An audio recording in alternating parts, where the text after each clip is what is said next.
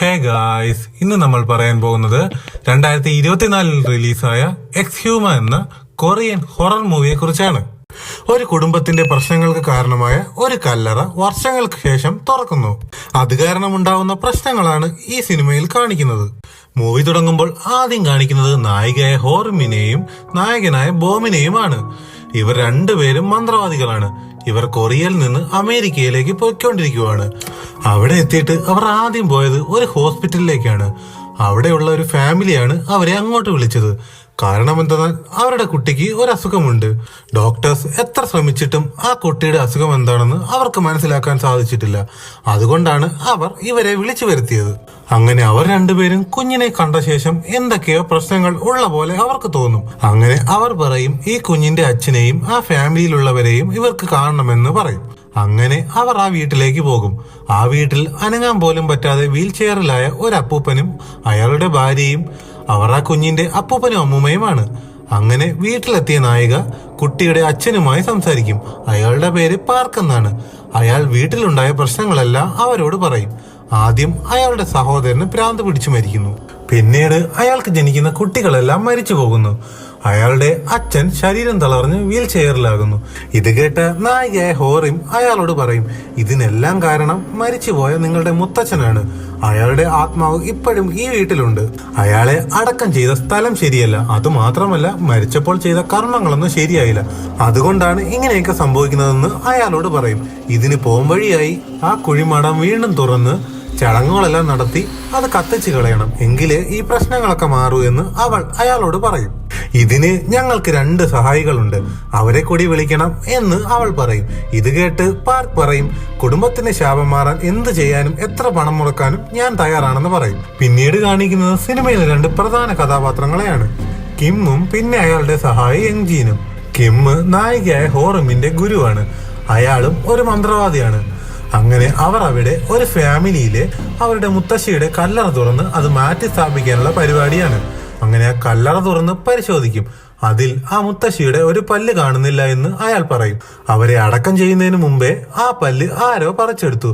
അത് വേറെ ആരുമല്ല, ആ മുത്തശ്ശിയുടെ കൊച്ചുമകൻ തന്നെയാണ്. അവന് മുത്തശ്ശിയെ ഒരുപാട് ഇഷ്ടമായിരുന്നു. മുത്തശ്ശിയുടെ ഓർമ്മയ്ക്ക് വേണ്ടിയാണ് അവൻ അത് എടുത്തു വെച്ചതെന്ന് അവൻ പറയും. അവൻ ആ പല്ലെടുത്ത് വെച്ചത് കൊണ്ടാണ് ആ കുടുംബത്തിൽ കുറെ പ്രശ്നങ്ങൾ ഉണ്ടായത്. അങ്ങനെ കിം ആ പല്ല് തിരിച്ചു വെച്ച് ആ മുത്തശ്ശിയെ വീണ്ടും അടക്കം ചെയ്യും. പിന്നീട് കാണിക്കുന്നത് നമ്മുടെ നായികയും നായകനും അവരുടെ ഗുരുവിനെ കാണാൻ പോകുന്നതാണ്. എന്നിട്ട് ആ കുഞ്ഞിന്റെ ഫാമിലിയിലുള്ള കാര്യങ്ങളെല്ലാം അയാളോട് പറയും. ഇതേ സമയം പാർക്ക് മന്ത്രവാദികൾ പറഞ്ഞ കാര്യം അവന്റെ അച്ഛനോടും അമ്മയോടും പറയും. എന്നാൽ അവർക്ക് ഈ മന്ത്രവാദത്തിലൊന്നും ഒട്ടും വിശ്വാസമില്ലായിരുന്നു. എന്തെന്നാലും പാർക്ക് ആ ചടങ്ങുകൾ ചെയ്യാൻ തീരുമാനിക്കും. അങ്ങനെ പിറ്റേ ദിവസം കിം വന്ന് പാർക്കിനോട് ഓരോ ചോദ്യങ്ങൾ ചോദിക്കും. എന്നാൽ അയാൾ ഒന്നിനും വ്യക്തമായ മറുപടി തരില്ല. അതിനുശേഷം പാർക്ക് അവരെ കൂട്ടി അയാളുടെ മുത്തച്ഛനെ അടക്കം ചെയ്ത ആ സ്ഥലത്തേക്ക് പോകും. അയാളെ അടക്കം ചെയ്തിരിക്കുന്നത് താമസം ഒന്നുമില്ലാത്ത ഒരു മലയുടെ മുകളിലാണ്. അങ്ങനെ അവർ ആ മലയുടെ മുകളിലേക്ക് പോകുമ്പോൾ തന്നെ അവിടെ എന്തൊക്കെയോ പ്രശ്നങ്ങളുള്ളതുപോലെ അവർക്ക് തോന്നും. അങ്ങനെ അവസാനം അവർ അതിന്റെ മുകളിലെത്തും. പാർക്കിന്റെ മുത്തച്ഛനെ അടക്കം ചെയ്തിരിക്കുന്നത് സൗത്ത് കൊറിയ നോർത്ത് കൊറിയ ബോർഡറിലാണ്. ആ കല്ലറയ്ക്ക് അപ്പുറം കാണുന്ന സ്ഥലങ്ങളെല്ലാം നോർത്ത് കൊറിയ ആണെന്ന് അയാൾ പറയും. അങ്ങനെ കിം ആ കല്ലറയെല്ലാം പരിശോധിക്കും. എന്നാൽ അതിൽ ആരുടെയും പേര് കൊത്തിവെച്ചിട്ടില്ലായിരുന്നു. ആ കല്ലറയിൽ ഉണ്ടായിരുന്നത് കുറച്ച് നമ്പറുകളും ചിഹ്നങ്ങളും മാത്രമാണ്. അതെന്താണെന്ന് എത്ര നോക്കിയിട്ടും അവർക്ക് മനസ്സിലാവില്ല. അങ്ങനെ കിം വന്ന് പാർക്കിനോട് ചോദിക്കും, എന്തിനാണ് മുത്തച്ഛനെ ഇങ്ങനെ ഒരു ആരുമില്ലാത്ത സ്ഥലത്ത് അടക്കം ചെയ്യുന്നത്? ഇത് കേട്ട് പാർക്ക് പറയും, തന്റെ മുത്തച്ഛൻ ഇസോൾ എന്നൊരു സന്യാസിക്ക് കുറെ സഹായങ്ങൾ ചെയ്തിരുന്നു. അങ്ങനെ അയാളാണ് മുത്തച്ഛനെ ഇവിടെ അടക്കം ചെയ്യാൻ പറഞ്ഞതെന്ന് പറയും. അതുമാത്രമല്ല, ധനികരായ ആൾക്കാരുടെ കല്ലറ മോഷ്ടിക്കുന്ന ഒരുപാട് ആൾക്കാർ ഇവിടെയുണ്ട്. അവരുടെയൊന്നും കണ്ണിൽപ്പെടാതെ ഇരിക്കാനാണ് ഇങ്ങനെ ഒരു സ്ഥലം തിരഞ്ഞെടുത്തതെന്ന് അയാളോട് പറയും. അതിനുശേഷം കുറച്ചു നേരം ആ കല്ലറ നോക്കി നിന്ന ശേഷം കിം എനിക്കിത് ചെയ്യാൻ പറ്റില്ല എന്ന് പറഞ്ഞ് അവിടുന്ന് പോകും. എന്നാൽ നായികയും നായകനും പിന്നെ അയാളുടെ സഹായിയും അയാളെ കുറെ കൺവിൻസ് ചെയ്യാൻ ശ്രമിക്കും. എന്നാൽ കിം പറയും, ഇതൊരു അപകടം പിടിച്ച സ്ഥലമാണ്, ഇവിടെ നമുക്കൊന്നും ചെയ്യാൻ സാധിക്കില്ല. ഈ ശവക്കല്ലറ തുറക്കുന്നത് നമ്മുടെ ജീവന് തന്നെ ഭീഷണിയാണെന്ന് അയാൾ പറയും. അങ്ങനെ അതിനുശേഷം പാർ താമസിക്കുന്ന സ്ഥലത്തേക്ക് കിം പോയി അയാളുമായി സംസാരിക്കും. കിം കുറെ അയാളെ കൺവിൻസ് ചെയ്യാൻ ശ്രമിക്കും. അതുമാത്രമല്ല, പാർക്ക് എന്തൊക്കെയോ ഒളിക്കുന്നുണ്ടെന്ന് അയാൾക്ക് മനസ്സിലാകും.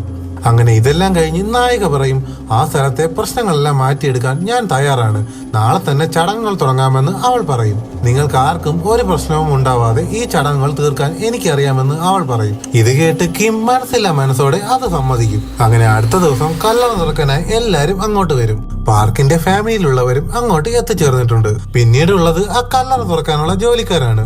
പൂജകൾ ചെയ്തുകൊണ്ട് വേണം കല്ലറ തുറക്കാൻ, ഇല്ലെങ്കിൽ അവിടെയുള്ള എല്ലാവരുടെയും ജീവൻ ആപത്താണ്. അങ്ങനെ കല്ലറ തുറക്കാൻ തുടങ്ങും. ഇതേ സമയം നമ്മുടെ നായിക പൂജകൾ ചെയ്യാൻ തുടങ്ങും. അങ്ങനെ ഒരുവിധം പ്രശ്നങ്ങളൊന്നുമില്ലാതെ അയാളെ അടക്കം ചെയ്ത ആ ശവക്കല്ലറ പുറത്തെടുക്കും. എന്നിട്ട് ആ പെട്ടി അവരൊരു കാറിലാക്കി അവർ അവിടുന്ന് പോകും. ഇതേ സമയം ജോലിക്കാർ അവിടെ പറയും, നല്ല പണക്കാരുടെ കല്ലറയല്ലേ, അതുകൊണ്ട് ഇതിൽ സ്വർണം എന്തെങ്കിലും കാണുമെന്ന് പറഞ്ഞ് അവർ അവിടെ പിന്നെയും കുഴിക്കാൻ തുടങ്ങും. അപ്പോൾ മണ്ണിനടിയിൽ നിന്ന് ഒരു പാമ്പ് ഇറങ്ങി വരും. ഇത് കണ്ട് പേടിച്ച അയാൾ കയ്യിലിരിക്കുന്ന ശവല് കൊണ്ട് ആ പാമ്പിനെ കൊന്നുകളയും. ഉടൻ തന്നെ ആ പാമ്പ് ഒരു സ്ത്രീയുടെ ശബ്ദത്തിൽ ഉറക്കെ അലറിക്കരയാൻ തുടങ്ങും. പെട്ടെന്ന് തന്നെ അവിടുത്തെ അന്തരീക്ഷമെല്ലാം മാറി ആകാശമെല്ലാം ഇരുണ്ട് മൂടി നല്ല പോലെ മഴ പെയ്യാൻ തുടങ്ങും. അങ്ങനെ മഴ പെയ്യുന്നത് കണ്ട കിം കാറിൽ നിന്നിറങ്ങി അവരോട് പറയും, ഇന്ന് മഴ പെയ്യുന്നത് കൊണ്ട് ഇന്ന് അടക്കം ചെയ്യാൻ സാധിക്കില്ല, അതുകൊണ്ട് നമുക്ക് വേറെ ഒരു ദിവസം ചെയ്യാമെന്ന് അയാൾ അവരോട് പറയും. അതുകൊണ്ട് തൽക്കാലം ഈ പെട്ടി ഒരു മോർച്ചറിയിൽ നമുക്ക് സൂക്ഷിക്കാമെന്ന് പറയും. അങ്ങനെ ആ പെട്ടി അവിടെ ഒരു മോർച്ചറിയിലേക്ക് മാറ്റും. അതേസമയം സഹായിയായ ജീൻ അവിടുത്തെ സെക്യൂരിറ്റിയോട് പറയും, ഒരു കാരണവശാലും ആ പെട്ടി തുറക്കരുതെന്ന്. ഇതേ സമയം കിം ആ മലമുകളിലെ ശവക്കല്ലറയിലേക്ക് പോകുന്ന വഴി ഒരു അമ്പലം കണ്ടായിരുന്നു. അയാൾ ആ അമ്പലത്തിലേക്ക് പോകും. എന്നാൽ അത് അമ്പലമൊന്നും അല്ലായിരുന്നു. പുരാതന ക്ഷേത്രത്തിലെ കുറച്ച് വസ്തുക്കൾ സൂക്ഷിച്ചു വെക്കുന്ന ഒരു സ്ഥലമായിരുന്നു അത്. അവിടെ അയാൾ ഒരു സന്യാസിയെ കാണും. അയാൾ ആ മലമുകളിൽ കാണുന്ന കല്ലറയെ കുറിച്ച് എന്തെങ്കിലും അറിയാവുന്ന അവരോട് ചോദിക്കും. എന്നാൽ ഇത് കേട്ട് ആ സന്യാസി പറയും, എനിക്ക് ആ കല്ലറയെ കുറിച്ച് ഒന്നും അറിയില്ല, എന്നാൽ അതിനകത്ത് എന്തൊക്കെ നിധിയുണ്ടെന്ന് നാട്ടുകാർ പറഞ്ഞ് കേട്ടിട്ടുണ്ടെന്ന് പറയും. അതുമാത്രമല്ല, കുറച്ച് വർഷങ്ങൾക്ക് മുമ്പ് ആ കല്ലറ മോഷ്ടിക്കാൻ കുറെ കള്ളന്മാർ വന്നായിരുന്നു. എന്നാൽ അവരെ പിടികൂടിയിരുന്നു. അന്ന് ആ കള്ളന്മാരുടെ കയ്യിലുണ്ടായിരുന്ന കുറെ സാധനങ്ങൾ അയാൾ ആ ക്ഷേത്രത്തിൽ സൂക്ഷിച്ചു വെച്ചിട്ടുണ്ടായിരുന്നു. ഇതെല്ലാം ആ സന്യാസി കിമ്മിന് കാണിച്ചു കൊടുക്കും. ഇതേ സമയം മോർച്ചറിയിൽ ആരും അറിയാതെ ആ സെക്യൂരിറ്റി ആ ശവപ്പെട്ടി തുറക്കാൻ നോക്കും. കാരണം എന്തെന്നാൽ ആ ശവപ്പെട്ടിക്കുള്ളിൽ നിധി ഉണ്ടെന്ന കഥകളൊക്കെ അയാളും കേട്ടിട്ടുണ്ടായിരുന്നു. അങ്ങനെ അയാൾ ആ ശവപ്പെട്ടി തുറക്കുന്നതിനിടയിൽ ഹോറിങ്ങും ബോങ്ങും അങ്ങോട്ട് വരും. അവർ അയാളോട് അത് തുറക്കരുത് എന്ന് പറയുന്ന അതേ നിമിഷം തന്നെ ആ ശവപ്പെട്ടിക്കുള്ളിൽ നിന്ന് 100 വർഷം പഴക്കമുള്ള മുത്തച്ഛന്റെ പ്രേതം പുറത്തേക്ക് ഇറങ്ങും. അപ്പോൾ തന്നെ നമ്മുടെ നായിക മൂക്കിൽ നിന്ന് ചോര വന്ന് ബോധം കെട്ട് താഴെ വീഴും. അപ്പോൾ തന്നെ ആ സെക്യൂരിറ്റി അവിടുന്ന് ഓടി രക്ഷപ്പെടും. അങ്ങനെ ബോങ്ങും ജീനും ചേർന്ന് നായികയെ ഹോസ്പിറ്റലിൽ എത്തിക്കും. എന്നാലും അവിടെ വെച്ചും അവളുടെ മൂക്കിൽ നിന്ന് രക്തം വരുന്നുണ്ടായിരുന്നു. അപ്പോഴേക്കും കാര്യങ്ങളൊക്കെ അറിഞ്ഞ് കിം അങ്ങോട്ട് വരും. കിമ്മിനോട് നായിക അവിടെ നടന്ന കാര്യങ്ങളെല്ലാം അയാളോട് പറയും. പിന്നീട് കാണിക്കുന്നത് പാർക്കിന്റെ അച്ഛൻ ജനാല വഴി പുറത്തേക്ക് നോക്കിക്കൊണ്ടിരിക്കുന്നതാണ്. ആ സമയത്ത് അയാളെ ആരോ വിളിക്കുന്നത് പോലെ അയാൾക്ക് തോന്നും. ഉടനെ അയാൾ പറയും, അച്ഛാ, അച്ഛൻ അവസാനം എന്നെ കാണാൻ വന്നുവല്ലേ എന്നും പറഞ്ഞ് അയാൾ ആ ജനാല തുറന്നു കൊടുക്കും. ഉടനെ തന്നെ ആ ആത്മാവ് അകത്തേക്ക് കയറി അയാളെ കൊല്ലും. എന്നിട്ട് അടുത്ത റൂമിൽ ഡാൻസ് ചെയ്തുകൊണ്ടിരിക്കുന്ന അയാളുടെ ഭാര്യയെയും ആ ആത്മാവ് കൊല്ലും. അതിനുശേഷം കാണിക്കുന്നത് നായിക കിമ്മുമായി സംസാരിക്കുന്നതാണ്. 100 വർഷം ശവപ്പെട്ടിക്കുള്ളിൽ അടച്ചിട്ടിരുന്ന ആത്മാവാണ് പുറത്തു വന്നിരിക്കുന്നത്. അയാൾക്ക് ആ കുടുംബത്തോട് തീരാത്ത പകയുണ്ട്. ഉടനെ തന്നെ നമ്മൾ എന്തെങ്കിലും ചെയ്തില്ലെങ്കിൽ പാർക്കിന്റെ ഫാമിലിയിൽ ആരും ജീവനോടെ ഉണ്ടാവില്ല എന്ന് അവൾ പറയും. പിന്നീട് ആ ദുരാത്മാവിനെ പിടിക്കാനായി ഹോറിമും ബോങ്ങും ജിന്നും കൂടി പൂജ നടത്താൻ തുടങ്ങും. അങ്ങനെ അവർ പൂജയൊക്കെ നടത്തി ആ ആത്മാവ് ബോങ്ങിന്റെ ശരീരത്തിൽ കയറും. അങ്ങനെ ബോങ്ങിന്റെ ശരീരത്തിലുള്ള ആ ആത്മാവിനോട് നായിക ചോദിക്കും, നിങ്ങൾക്ക് എന്താണ് വേണ്ടതെന്ന്. എന്റെ കുഞ്ഞുങ്ങളെയെല്ലാം എനിക്ക് കൊണ്ടുപോകണം എന്നും പറഞ്ഞ് ആ ആത്മാവ് അവന്റെ ശരീരത്തിൽ നിന്നും പോകും. ഇതേ സമയം പാർക്ക് എന്തോ സ്വപ്നം കണ്ട് പെട്ടെന്ന് ഞെട്ടി എഴുന്നേൽക്കും. അതേസമയം അവന്റെ ഫോൺ റിങ് ചെയ്യും. അവൻ അങ്ങനെ ഫോൺ എടുത്ത് സംസാരിക്കും. അത് കിം ആയിരുന്നു. അയാൾ പാർക്കിനോട് മുത്തച്ഛന്റെ ശവപ്പെട്ടി അറിയാതെ ഒരാൾ തുറന്നെന്നും പാർക്കിനോട് പറയും. എന്നിട്ട് എനിക്ക് കുറച്ച് അത്യാവശ്യമുണ്ടെന്ന് പറഞ്ഞ് ഫോൺ കട്ട് ചെയ്യാൻ വരും. അതേസമയം അയാളുടെ ഡോറിൽ ആരോ മുട്ടും. പെട്ടെന്ന് ഫോണിൽ സംസാരിച്ചു കൊണ്ടുവന്ന കിം പാർക്കിനോട് പറയും, നീ ഒരു കാരണവശാലും ഡോർ തുറക്കരുതെന്ന് അയാളോട് പറയും. പെട്ടെന്ന് ഡോറിനപ്പുറം നിന്ന് കിം സംസാരിക്കും, ഇത് ഞാൻ കിം ആണ്, ഡോർ തുറക്കാൻ പറയും. ഇത് കേട്ട് പാർക്ക് ആകെ കൺഫ്യൂസ് ആകും. കാരണം ഫോൺ വിളിക്കുന്നതും കിം, ഡോറിനപ്പുറത്തും കിം. ഇതിലേതാണ് സത്യമെന്ന് അറിയാതെ അയാൾ കൺഫ്യൂസ് ആകും. അങ്ങനെ ഫോൺ വിളിക്കുന്ന കിം അയാളോട് പറയും, നീ ഡോറിനടുത്തേക്ക് പോകരുത്, അത് നിന്റെ മരിച്ചുപോയ മുത്തച്ഛന്റെ ആത്മാവാണ്, അതുകൊണ്ട് നീ പിറകോട്ട് മാറി ആ ജനൽ തുറക്കാൻ അയാളോട് പറയും. ഇത് കേട്ട് പാർക്ക് അപ്പൊ തന്നെ ജനൽ തുറക്കും. അങ്ങനെ ജനൽ തുറന്നു കഴിയുമ്പോൾ പെട്ടെന്ന് ഫോണിൽ സംസാരിച്ചുകൊണ്ടിരുന്ന ആളുടെ ശബ്ദം മാറാൻ തുടങ്ങും. അത് കേട്ടതും അവന് മനസ്സിലാകും അവൻ ഇത്രയും നേരം കിം ആണെന്ന് കരുതി ഫോണിൽ സംസാരിച്ചു കൊണ്ടിരുന്നത് അവന്റെ മുത്തച്ഛന്റെ ആത്മാവിന്റെ കൂടെയാണെന്ന്. ഇതേ സമയം അവിടെ യഥാർത്ഥത്തിൽ ഡോർ തട്ടിക്കൊണ്ടിരുന്നത് യഥാർത്ഥ കിം ആയിരുന്നു. അത്രയും നേരം അയാളെ വിളിച്ചിട്ടും അയാൾ വിളിയേക്കാത്തത് കൊണ്ട് കിം അവിടുത്തെ സ്റ്റാഫിനെ കൊണ്ട് ആ റൂം തുറന്ന് അകത്ത് കയറും. അകത്ത് കയറുമ്പോൾ അയാൾ കണ്ട കാഴ്ച പാർക്ക് ഒരു മേശപ്പുറത്ത് കയറി നിന്ന് ചൈനീസിൽ എന്തൊക്കെയോ പറയുന്നതാണ്. ഇത് കാണുമ്പോൾ തന്നെ കിമ്മിന് മനസ്സിലാവും ആ മുത്തച്ഛന്റെ ആത്മാവ് ഇയാളെയും പിടികൂടിയെന്ന്. ഇതൊക്കെ കണ്ടുകൊണ്ടിരുന്ന ആ ഹോട്ടലിലെ സ്റ്റാഫ് പെട്ടെന്ന് തന്നെ പേടിച്ച് ആംബുലൻസിനെ വിളിക്കാൻ പോകും. ഇതേ സമയം പാർക്ക് ഫ്രിഡ്ജ് തുറന്ന് കുറെ വെള്ളം കുടിക്കാൻ തുടങ്ങും. ആ വെള്ളം കുടിച്ചുകൊണ്ടിരിക്കുന്നതിന്റെ ഇടയിൽ തല തിരിച്ച് അവൻ കിമ്മിനെ നോക്കി. അതേ നിമിഷം തന്നെ അയാൾ അവിടെ മരിച്ചു വീഴും. ഇതൊക്കെ കണ്ട് എന്ത് ചെയ്യണമെന്നറിയാതെ കിം ആകെ പേടിച്ച് അവിടെ നിൽക്കും. ഇതേ സമയം അവർ അവിടെ ആ മുത്തച്ഛന്റെ ശവപ്പെട്ടി കത്തിച്ച് കളയാനുള്ള പരിപാടിയിലാണ്. കാരണം അങ്ങനെ ചെയ്താൽ മാത്രമേ ആ ആത്മാവിനെ നശിപ്പിക്കാൻ കഴിയൂ. ഇതേ സമയം ഹോസ്പിറ്റലിൽ പാർക്കിന്റെ കുഞ്ഞ് മുത്തച്ഛന്റെ ആത്മാവിനെ കണ്ട് ഉറക്കെ കരയുകയാണ്. ആ കുഞ്ഞിനെ കൊല്ലാനാണ് ആ ആത്മാവ് അവിടെ എത്തിയത്. ഇതേ സമയം അവർ ആ ശവപ്പെട്ടി കത്തിച്ച് കളയുന്നു. അതുകൊണ്ട് തന്നെ ആ ആത്മാവിന് കുഞ്ഞിനെ കൊല്ലാൻ സാധിക്കാതെ ആ ആത്മാവ് എന്നേക്കുമായി അവിടുന്ന് പോകുന്നു.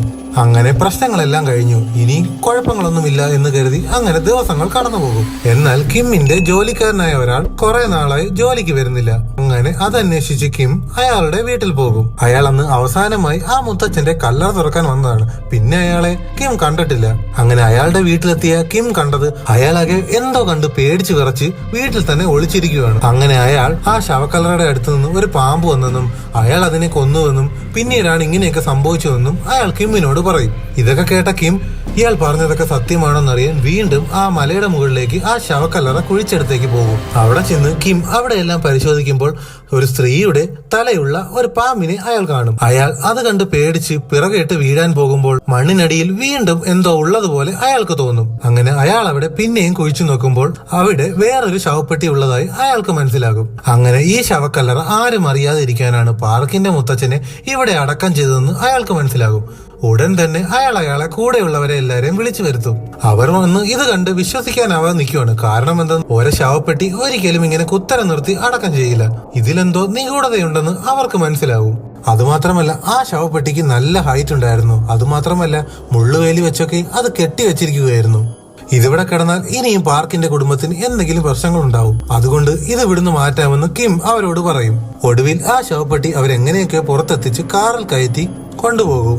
എന്നാൽ അവർ അത് എടുത്തത് ഒരുപാട് വൈകിയത് കൊണ്ട് തന്നെ ആ ക്ഷേത്രത്തിനടുത്തുള്ള ആ സന്യാസിയുടെ അടുത്തേക്കാണ് അവരതും കൊണ്ട് ചെന്നത്. എന്നിട്ട് കാര്യങ്ങളെല്ലാം അയാളോട് കിം പറയും.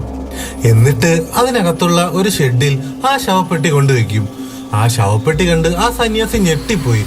കാരണം ഇത്രയും വലിയൊരു ശവപ്പെട്ടി അയാൾ ഇതുവരെ കണ്ടിട്ടില്ലായിരുന്നു. എന്നിട്ട് നായകനും നായികയും ആ പെട്ടിക്ക് ചുറ്റും അരിമണിയൊക്കെ വിതറി മന്ത്രങ്ങളൊക്കെ ചൊല്ലും. അങ്ങനെ കുറച്ചു കഴിഞ്ഞ് പാർക്കിന്റെ ആന്റിയും മകനും അങ്ങോട്ട് വരും. എന്നിട്ട് അവര് പറയും, എന്റെ അച്ഛന്റെ കല്ലറയ്ക്ക് താഴെ വേറൊരു കല്ലറയുണ്ടത് എനിക്കറിയില്ലായിരുന്നു. അതുമാത്രമല്ല അവർ അവരുടെ അച്ഛനെ കുറിച്ചുള്ള ഒരു വിവരങ്ങളും തുറന്നു പറയാൻ തയ്യാറായിരുന്നില്ല. എന്നാൽ കിമ്മാകട്ടെ അയാളെ കുറിച്ചുള്ള എല്ലാ വിവരങ്ങളും കണ്ടെത്തിയിരുന്നു. അധികാരത്തിനും സമ്പത്തിനും വേണ്ടി പാർക്കിന്റെ അച്ഛൻ തന്റെ രാജ്യം തന്നെ വിറ്റു. കൊറിയൻ ജപ്പാൻ യുദ്ധം നടക്കുന്നതിനിടയിൽ അയാൾ ജപ്പാൻ പട്ടാളത്തോടൊപ്പം ചേർന്നു. ഈ ഒരു കാര്യമാണ് അവരെല്ലാരും കിമ്മിൽ നിന്ന് മറച്ചു വെച്ചത്. ഇതെല്ലാം എല്ലാരും അറിഞ്ഞാലുള്ള നാണക്കേട് ഭയന്നാണ് അവർ ഒന്നും വിട്ടു പറയാതിരുന്നത്. എന്നാൽ അവരുടെ അച്ഛന്റെ ശവക്കല്ലറയിലുള്ള മറ്റേ ശവപ്പെട്ടി ആരുടേതാണെന്ന് അവർക്കറിയില്ലായിരുന്നു എന്ന് അവർ പറഞ്ഞു. അപ്പോഴേക്കും നായിക പറയും, നമുക്ക് എത്രയും പെട്ടെന്ന് തന്നെ ആ ശവപ്പെട്ടി കത്തിച്ചു കളയണം. അന്ന് രാത്രി എല്ലാവരും ആ സന്യാസിയുടെ വീട്ടിൽ കിടന്നുറങ്ങും. അതേസമയം ബോങ് എന്തോ സ്വപ്നം കണ്ട് ഞെട്ടി എഴുന്നേക്കും. അവന് മനസ്സിലാകും എന്തോ പ്രശ്നമുണ്ടെന്ന്. അവൻ ഉറക്കമെണീറ്റ് അടുത്ത് നോക്കുമ്പോൾ ആ സന്യാസിയെ അവിടെ കാണുന്നില്ലായിരുന്നു. അങ്ങനെ അവൻ പുറത്തേക്കിറങ്ങി നോക്കും. പുറത്തേക്കിറങ്ങി അവൻ ആദ്യം പോയത് ആ ശവപ്പെട്ടി വെച്ചിരുന്ന അവിടേക്കാണ്. അവിടെ ചെന്ന് നോക്കുമ്പോൾ അവിടെ ആരും അകത്തേക്ക് കയറിയിട്ടില്ല. അവൻ എന്തെങ്കിലും സ്വപ്നം കണ്ടതായിരിക്കുമെന്ന് കരുതി അവൻ തിരിച്ച് കിടക്കാൻ പോകുമ്പോഴാണ് അവിടെ അടുത്തുള്ള പന്നി ഫാമിൽ നിന്ന് എന്തൊക്കെയോ ശബ്ദങ്ങൾ അവൻ കേൾക്കുന്നത്. അവൻ പതിയെ ചെന്ന് ആ ഫാമിൽ എന്താ നടക്കുന്നതെന്ന് നോക്കാൻ പോകും. അവിടെ അവൻ കണ്ട കാഴ്ച 8 അടി ഉയരത്തിലുള്ള ഒരാൾ ആ സന്യാസിയെ കൊല്ലുന്നതാണ് അവൻ കാണുന്നത്. അവൻ അപ്പോൾ തന്നെ അവിടുന്ന് പേടിച്ചു പോയി നായികയെ വിളിക്കും. ഇതേ സമയം നായിക കാറിലിരുന്ന് തന്റെ മരിച്ചുപോയ മുത്തശ്ശിയുടെ ആത്മാവിനോട് സംസാരിക്കുമായിരുന്നു. അങ്ങനെ അവൻ വന്ന് അവളോട് കാര്യങ്ങളൊക്കെ പറയും. ഇതേ സമയം കാറിൽ നിന്ന് ഇറങ്ങാൻ പോകുന്ന അവളെ അവളുടെ മുത്തശ്ശിയുടെ ആത്മാവ് തടയാൻ ശ്രമിക്കും. എന്നിട്ട് അവർ രണ്ടുപേരും കൂടി ആ ശവപ്പെട്ടി വെച്ചിരുന്ന ഷെഡിലേക്ക് പോകും. അവിടെ കണ്ട കാഴ്ച അവർക്ക് രണ്ടുപേർക്കും വിശ്വസിക്കാൻ കഴിയില്ലായിരുന്നു. കാരണം ആ ശവപ്പെട്ടിയൊക്കെ തകർത്ത് ആ ഷെഡിന്റെ മേൽക്കൂര പൊളിച്ചാണ് അത് പുറത്തേക്ക് പോയിരിക്കുന്നത്. ഉടൻ തന്നെ നമ്മുടെ നായിക ബോങ്ങിനോട് പറയും എല്ലാരെയും വിളിച്ചുണർത്താൻ. അങ്ങനെ അവൻ അവരെ എല്ലാരെയും വിളിക്കാനായിട്ട് പോകും. ഇതേ സമയം നമ്മുടെ നായിക ആ ഷെഡിൽ ഒറ്റയ്ക്കായിരുന്നു. ഇതേ സമയം ആരോ അങ്ങോട്ട് നടന്നു വരുന്നത് പോലെ അവൾക്ക് തോന്നും. 8 അടി ഉയരമുള്ള പടച്ചട്ടയൊക്കെ അണിഞ്ഞ എന്തോ ഒന്ന് ആ ഷെഡിന് മുന്നിൽ വന്ന് നിൽക്കും. അത് ആ ശവപ്പെട്ടിയിൽ നിന്ന് പുറത്തുപോയ ആ പ്രേതമാണെന്ന് അവൾക്ക് മനസ്സിലാകും. എന്നാൽ അതിന്റെ രൂപം കണ്ടിട്ട് അത് മനുഷ്യനാണോ അതോ പ്രേതമാണോ അതോ മറ്റെന്തെങ്കിലും ജീവിയാണോ എന്ന് പോലും മനസ്സിലാക്കാൻ സാധിക്കാതെ നമ്മുടെ നായിക പേടിച്ച് അവിടെ നിൽക്കും. അത് ജാപ്പനീസിൽ എന്തൊക്കെയോ പറയുകയാണ്. അതിന് ഇഷ്ടപ്പെട്ട ആഹാരം മീനാണെന്നും അങ്ങനെ എന്തൊക്കെയോ അത് അവിടെ നിന്ന് ജാപ്പനീസിൽ പറയും. അങ്ങനെ ഷെഡിനുള്ളിലെ നമ്മുടെ നായികയെ കണ്ട് ആ പിശാച് അവളെ കൊല്ലാനായി അടുത്തേക്ക് വരും. അവൾ പുറത്തേക്ക് ഇറങ്ങി ഓടും. ഇതേ സമയം നമ്മുടെ നായികയെ രക്ഷിക്കാനായി ബോങ് ഒരു ഇരുമ്പ് കമ്പി കൊണ്ട് ആ പിശാചിനെ കുത്തും. എന്നാൽ അവൻ ആ ഇരുമ്പ് കമ്പി കൊണ്ട് അതിനെ കുത്തിയിട്ടും അതിനൊന്നും സംഭവിച്ചില്ല. അങ്ങനെ ആ പിശാച് നമ്മുടെ ബോങ്ങിനെ പൊക്കിയെടുത്ത് അവന്റെ വയറ് കീറി അവനെ ദൂരേക്ക് വലിച്ചെറിയും. എന്നിട്ട് നമ്മുടെ നായികയെ കൊല്ലാനായിട്ട് അവളുടെ അടുത്തേക്ക് ആ പിശാച് പോകും. എന്നാൽ അവളുടെ അടുത്തേക്ക് വന്നിട്ട് അവളെ അത് ഒന്നും ചെയ്യില്ല. ജാപ്പനീസിൽ അത് എന്തൊക്കെയോ പറഞ്ഞുകൊണ്ടിരിക്കും. പെട്ടെന്ന് ആ പിശാചിന്റെ ശരീരം മൊത്തം തീ ആളി പടർന്ന് അതൊരു തീപ്പന്തമായി ആകാശത്തൂടെ പറക്കാൻ തുടങ്ങും.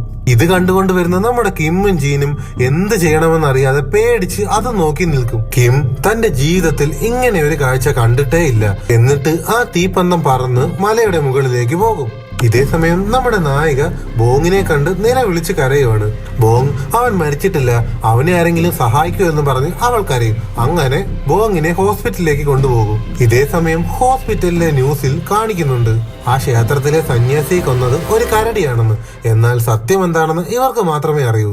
ഇതേ സമയം കിം അവിടെ കുറ്റബോധം കൊണ്ട് തകർന്നിരിക്കുവാണ്. കാരണം അയാൾ കാരണം ആ സന്യാസി മരിച്ചു. ഇപ്പോൾ ഇതാ ബോങ് സീരിയസ് ആയി ഹോസ്പിറ്റലിലുമാണ്. അങ്ങനെ ബോങ്ങിന്റെ സർജറി കഴിഞ്ഞ് ഡോക്ടേഴ്സ് പുറത്തേക്ക് വരും. എന്നിട്ട് പറയും അവന് വേറെ കുഴപ്പമൊന്നുമില്ല, നട്ടലിന് ചെറിയ പരിക്കുണ്ട്, കുറച്ചുനാൾ അവന് നടക്കാൻ സാധിക്കില്ല, വേറെ കുഴപ്പമൊന്നുമില്ലെന്ന് ഡോക്ടർ പറയും. അന്ന് രാത്രി കിം ആരും അറിയാതെ ആ ക്ഷേത്രത്തിലേക്ക് പോകുന്നുണ്ട്. എന്നിട്ട് അവിടെ ശേഖരിച്ചു വെച്ചിരുന്ന കള്ളന്മാരുടെ ആയുധങ്ങളും കുറച്ച് പുസ്തകങ്ങളും എടുത്ത് അയാൾ നോക്കും. അതിൽ ശവക്കല്ലറ മോഷ്ടാക്കളുടെ ഒരു ഗ്രൂപ്പ് ഫോട്ടോ തന്നെ ഉണ്ടായിരുന്നു. അതിൽ എഴുതിയിരുന്നത് അത് ഞങ്ങളുടെ മണ്ണാണ്, ജീവൻ കൊടുത്തും ഞങ്ങൾ അത് കാക്കും എന്നാണ് ആ ഫോട്ടോയ്ക്ക് പിന്നിൽ എഴുതിയിരുന്നത്. അടുത്ത ദിവസം ബോങ്ങിനെ കാണാനായി നായികയുടെ ആന്റിയും സഹോദരിയും അങ്ങോട്ട് വരും. അങ്ങനെ അവരോട് നായിക പറയും ബോങ്ങിന് ഇപ്പോഴും ബോധം തെളിഞ്ഞിട്ടില്ല, കാരണം ആ പിശാച് ഇവന്റെ ആത്മാവിനെ തടവിലാക്കിയിരിക്കുകയാണ്. ആ പിശാചിനെ നശിപ്പിച്ചാൽ മാത്രമേ ഇവൻ ഇനി എഴുന്നേറ്റ് നടക്കാൻ സാധിക്കൂ എന്ന് അവൾ പറയും. അതായത് ഇപ്പോൾ ഇവന്റെ ദേഹത്തുള്ളത് ആ പിശാചിന്റെ ദുരാത്മാവാണ്.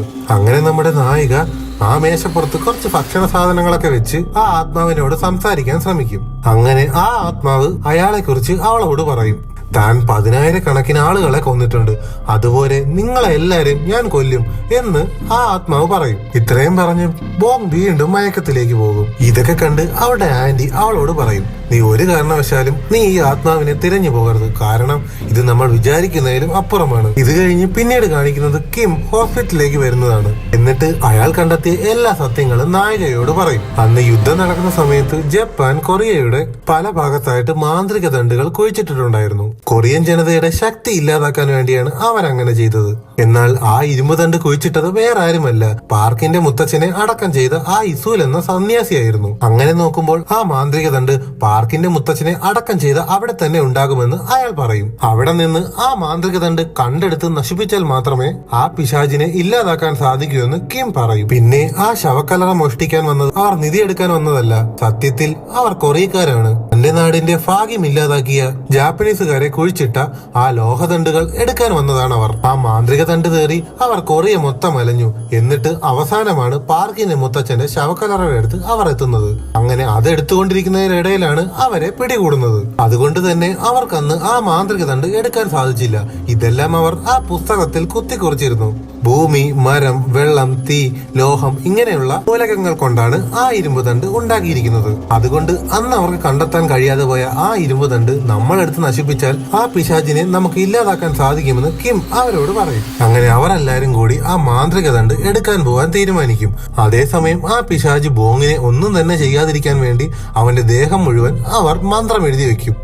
കാരണം അവർ ആ പിശാചിനെ ഇല്ലാതാക്കാൻ ശ്രമിക്കുമ്പോൾ അത് ബോങ്ങിനെ കൊല്ലാൻ ശ്രമിക്കാൻ സാധ്യതയുണ്ട്. ബോങ്ങിന് കാവലായി നായികയുടെ ആന്റിയും സഹോദരിയും അവന്റെ കൂടെയുണ്ട്. എന്നിട്ട് ആ മാന്ത്രിക ദണ്ഡ് എടുക്കാനായി അവർ 3 പേരും വീണ്ടും മലയിലേക്ക് പോകും. ആ പിശാച് അതിന്റെ ശരീരം ഒളിപ്പിച്ചു വെച്ചിരിക്കുന്നത് ഈ കുഴിയിൽ തന്നെയാണ്. അതുകൊണ്ട് അതിനെ പുറത്തെത്തിച്ച് അതിന്റെ ശ്രദ്ധ തിരിച്ചിട്ട് വേണം ആ മാന്ത്രിക ദണ്ഡ് എടുക്കാൻ. അതിനുവേണ്ടി ആ പിശാചിന് ഇഷ്ടപ്പെട്ട മീൻ അവര് ആ കുഴിയിലേക്ക് ഇടും. കുഴിയിൽ മാത്രമല്ല, ആ കാടിന്റെ പല ഭാഗങ്ങളിലും അവർ മീനിടും. ഇത്രയൊക്കെ ചെയ്തിട്ട് അവർ രാത്രി വരെ കാത്തിരിക്കും. അങ്ങനെ രാത്രി 1 മണിയായപ്പോൾ ആ പിശാച് പുറത്തിറങ്ങി. എന്നിട്ട് ആ കാട്ടിൽ കിടന്ന മീനുകളെല്ലാം എടുത്ത് കഴിക്കാൻ തുടങ്ങി. അതേസമയം കിമ്മും ജിന്നും കൂടി ചേർന്ന് ആ കുഴിയിലിറങ്ങി മാന്ത്രിക ദണ്ഡ് എടുക്കാനായി അവിടെയൊക്കെ കുഴിച്ചു നോക്കും. എന്നാൽ എത്രയൊക്കെ അവരവിടെ തിരഞ്ഞിട്ടും അവർക്ക് ആ മാന്ത്രിക ദണ്ഡ് കണ്ടെത്താൻ കഴിഞ്ഞിരുന്നില്ല. ഇതേ സമയം നമ്മുടെ നായിക അവിടെ ഒരു ഉണങ്ങിയ മരത്തിന് തീ കൊളുത്തി. ആ മരം പുകയാൻ തുടങ്ങി. ആ പിശാച് മീൻ കഴിച്ച് ആ മരത്തിന്റെ അടുത്തെത്തി. എന്നാൽ അതൊരു ട്രാപ്പാണെന്ന് ആ പിശാചിന് അപ്പോൾ മനസ്സിലായി. എന്നിട്ട് ആ പിശാച് ജാപ്പനീസിൽ എന്തൊക്കെയോ പറയും. നിങ്ങൾ ഇവിടെ എന്താ ചെയ്യുന്നത്? ഇത് എന്റെ സ്ഥലമാണ് എന്ന് ആ പിശാച് പറയും. അപ്പോൾ മരത്തിന് പിന്നിൽ ഒളിച്ചിരുന്ന നായിക ആ പിശാചിനോട് പറയും, കൊറിയൻ ജപ്പാൻ യുദ്ധമൊക്കെ എന്നേ കഴിഞ്ഞു. ഇതിപ്പോൾ നിങ്ങളുടെ മണ്ണല്ല, നിങ്ങൾ ഇവിടെ വിട്ടു പോകണം എന്ന് അവൾ അതിനോട് പറയും. ഇത് കേട്ട് ആ പിശാച് അവളോട് പറയും, കൊറിയൻ ജപ്പാൻ യുദ്ധമൊക്കെ കഴിഞ്ഞു കാണും, എന്നാൽ എനിക്കിനി യുദ്ധം ചെയ്യേണ്ടത് നിങ്ങളോടാണ് എന്നും പറഞ്ഞ് അവളെ കൊല്ലാനായി അവളുടെ അടുത്തേക്ക് വരും. അവളുടെ അടുത്തെത്തുമ്പോൾ ആ പിശാച് അവളുടെ കൂടെ നിൽക്കുന്ന സ്ത്രീയെ കണ്ട് പേടിച്ച് പെട്ടെന്ന് നിൽക്കും. അത് നമ്മുടെ നായികയുടെ മരിച്ചുപോയ മുത്തശ്ശിയുടെ ആത്മാവാണ്.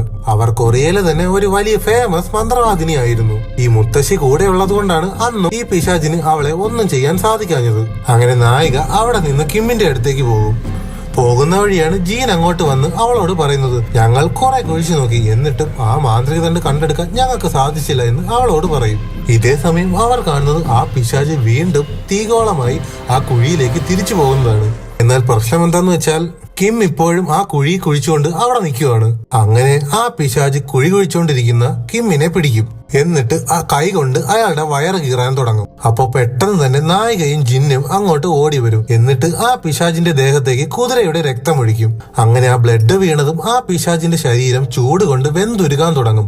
ഇതേ സമയം ഹോസ്പിറ്റലിൽ കിടക്കുന്ന ബോങ്ങിനും അതേ അവസ്ഥ ഉണ്ടാകും. അവന്റെ ശരീരവും ചൂട് കൊണ്ട് പൊള്ളാൻ തുടങ്ങും. അങ്ങനെ അവനെ രക്ഷിക്കാനായി അവർ മന്ത്രങ്ങളൊക്കെ ചൊല്ലുന്നുണ്ട്. ഇതേ സമയം ആ കുഴിയിൽ പാതി ജീവനായി കിടന്ന കിമ്മിന്റെ മനസ്സിൽ ഒരേ ഒരു ചിന്തയുണ്ടായിരുന്നുള്ളൂ, ആ മാന്ത്രിക ദണ്ഡ് അതെവിടെ പോയെന്ന്. അതേസമയം തന്നെ ആ പിശാചി നായികയെയും ജിന്നിനെയും പിടികൂടി.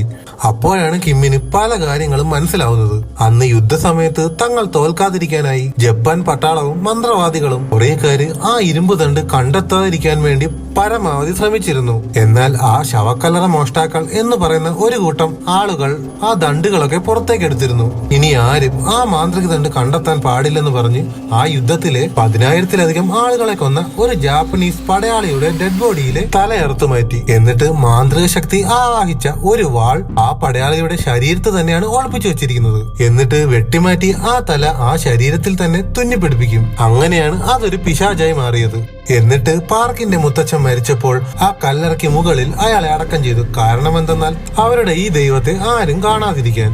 അയാൾ ഇത്രയും നേരം തിരഞ്ഞുകൊണ്ടിരുന്ന ആ മാന്ത്രിക ദണ്ഡ് ഈ പിശാചി തന്നെയാണ്. ഇത് തിരിച്ചറിഞ്ഞ കിം അവിടെ കിടന്ന ഒരു മരത്തടി എടുത്ത് അതിലേക്ക് തന്റെ ബ്ലഡ് പുരട്ടിയിട്ട് അതെടുത്ത് ആ പിശാചിനെ കുത്തും. ഇതേസമയം ഹോസ്പിറ്റലിൽ കിടന്ന ബോങ്ങും ബ്ലഡ് ഛർദ്ദിക്കാൻ തുടങ്ങി. കാരണം എന്തെന്നാൽ ആ ആത്മാവ് അവന്റെ ദേഹത്തുനിന്ന് പോയി. അതേസമയം കിം ആ മരക്കഷ്ണം കൊണ്ട് ആ പിശാചിനെ കുറെ തവണ ആഞ്ഞു കുത്തി അതിന്റെ തലയറുത്തു മാറ്റി. അതിനുശേഷം അവർ വേഗം തന്നെ കിമ്മിനെ ഹോസ്പിറ്റലിൽ കൊണ്ടുപോകും. സർജറിയൊക്കെ കഴിഞ്ഞ് ആൾക്ക് കുഴപ്പമൊന്നുമില്ല. ബോങ്ങും പതിയെ എഴുന്നേറ്റ് നടക്കാൻ തുടങ്ങി. അങ്ങനെ ദിവസങ്ങൾ കടന്നുപോയി. എല്ലാരും വീണ്ടും അവരുടെ നോർമൽ ലൈഫിലേക്ക് കടക്കും. ഇത്രയും കാണിക്കുമ്പോൾ സിനിമ അവസാനിക്കുന്നു. സിനിമ എല്ലാവർക്കും ഇഷ്ടപ്പെട്ടെന്ന് കരുതുന്നു. ഇഷ്ടപ്പെട്ടാൽ ലൈക്ക് ചെയ്യുക, ഷെയർ ചെയ്യുക, സബ്സ്ക്രൈബ് ചെയ്യുക.